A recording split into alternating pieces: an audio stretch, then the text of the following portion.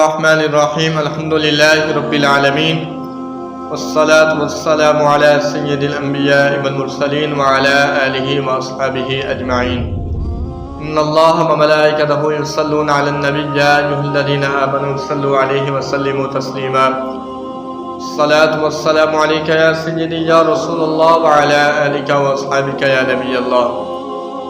محترم سامعین و ناظرین، السلام علیکم ورحمۃ اللہ وبرکاتہ۔ آج کا ہمارا درس حدیث ختم نبوت کے جھوٹے دعوے دار اور ان کا انجام۔ حضرت انس بن مالک رضی اللہ تبارک و تعالی عنہ سے مرفوعاً روایت ہے کہ آقا کریم صلی اللہ تعالی علیہ وسلم نے ارشاد فرمایا: ان الرسالۃ والنبوۃ قد انقطعت فلا رسول بعدی ولا نبی۔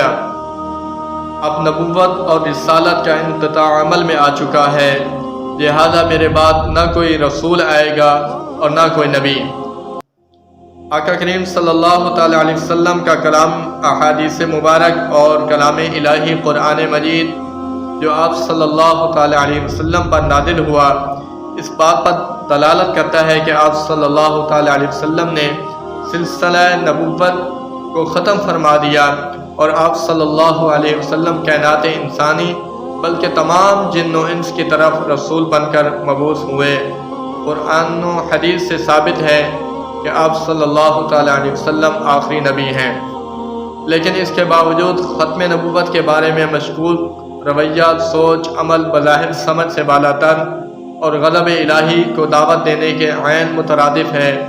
ان کے انجام کے بارے میں علامہ ابن کثیر رحمۃ اللہ تعالی علیہ رقم تراز ہیں کہ اللہ عز و جل نے قرآن میں اور سیدی رسول اللہ صلی اللہ تعالی علیہ وسلم نے متواتر احادیث مبارکہ میں صاف طور پر بتا دیا کہ آپ صلی اللہ تعالی علیہ وسلم کے بعد کوئی نبی نہیں، تاکہ لوگوں پہ عیاں ہو جائے کہ آپ صلی اللہ تعالی علیہ وسلم کے بعد نبوت رسالت کا دعویٰ کرنے والا شخص جھوٹا، افتراء پرداز، دجال، دھوکہ باز، گمراہ اور گمراہ کرنے والا ہے۔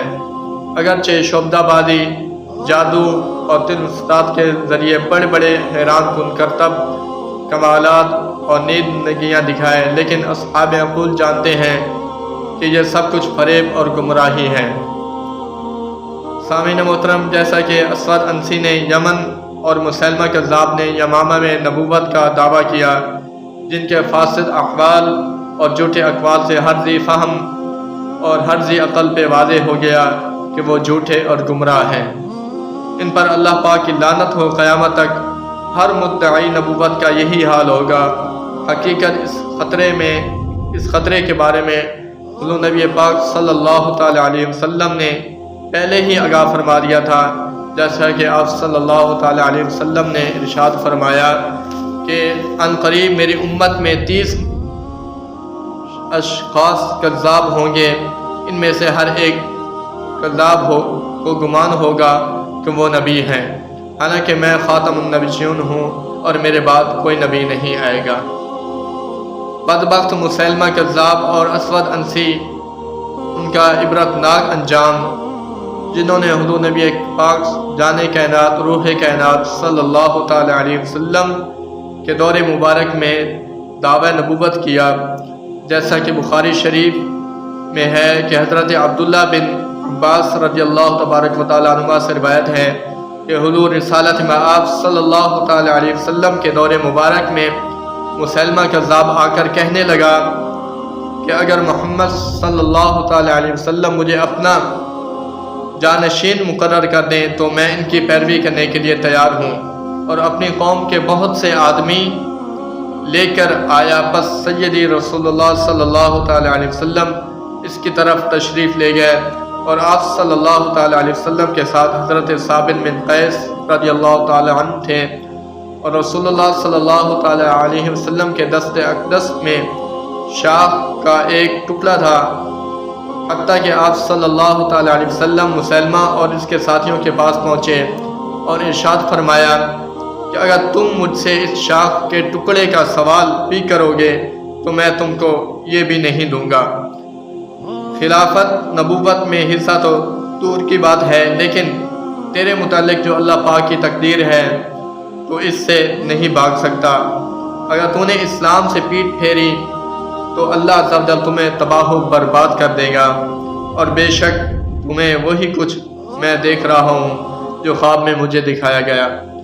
جو خواب کا ذکر مبارک ہے، اس کی تفصیل بخاری شریف میں یوں ہے کہ حضرت ابو ہریرہ رضی اللہ تبارک و تعالی عنہ سے مروی ہے کہ نبی پاک صلی اللہ تعالی علیہ وسلم نے ارشاد فرمایا، جس وقت میں سویا ہوا تھا میں نے خواب میں اپنے ہاتھوں میں سونے کے 2 کنگن دیکھے، تو مجھے ان دونوں کی وجہ سے فکر لاحق ہوئی، تو خواب میں میری طرف یہ وحی فرمائی گئی کہ میں ان پر پھونک ماروں۔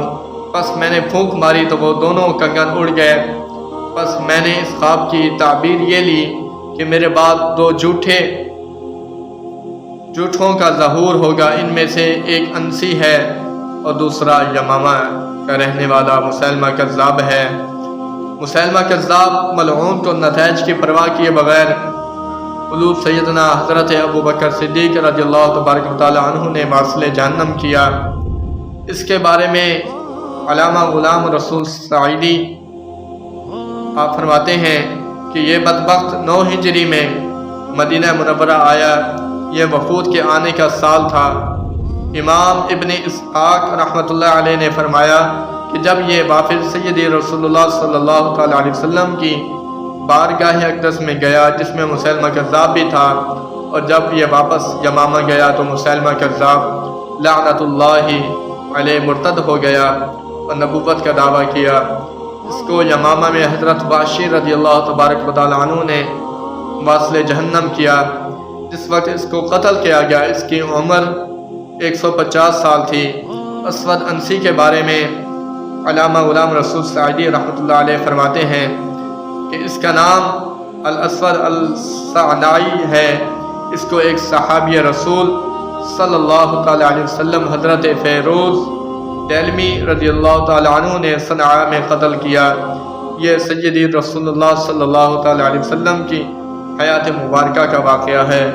اس وقت آپ صلی اللہ تعالی علیہ وسلم کی طبیعت مبارک ناساز تھی، اور اسی میں آپ صلی اللہ تعالی علیہ وسلم کا وصال مبارک بھی ہوا۔ حضور نبی پاک صلی اللہ تعالی علیہ وسلم نے اپنے صحابہ کرام کو اس کے قتل کی بشارت عطا فرمائی۔ سامعین محترم، ان تمام احادیث اور آیات بینات اور تمام بخاری شریف اور قرآن مجید کی بہت سی متعدد ہزار کی تعداد میں قرآن پاک کی آیات اس پر شاہد اور دلیل ہیں۔ ہمارے نبی پاک جان کائنات روح کائنات صلی اللہ تعالی علیہ وسلم حضور آخری نبی ہیں۔ حضور کے بعد کوئی نبی نہیں۔ آپ آقا پاک صلی اللہ تعالی علیہ وسلم حضور سلسلہ نبوت کو ختم فرمانے والے ہیں، اور حضور کے بعد جو بھی نبوت کا دعوے کرے گا وہ جھوٹا، دجال، فریب، مکار اور لعنت اللہ علیہ مرتد ہوگا۔ میں اپنے تمام سامعین سے یہ عرض کروں گا کہ اس وقت اس فتنے میں عام سادہ مسلمانوں کو مبتلا کیا جا رہا ہے، اور ان کو دین اور اسلام سے ہٹایا جا رہا ہے۔ لہذا سامعین کی سے التجا ہے کہ خدا را ایسے بدبختوں سے اپنے دین اور اسلام کی حفاظت فرمائے۔ اللہ رب العالمین کی بارگاہ اقدس میں دعا ہے، جو کچھ بھی درس ہوا اللہ ہمیں سمجھنے کی اور اس پر عمل کرنے کی توفیق عطا فرمائے۔ السلام علیکم ورحمۃ اللہ وبرکاتہ۔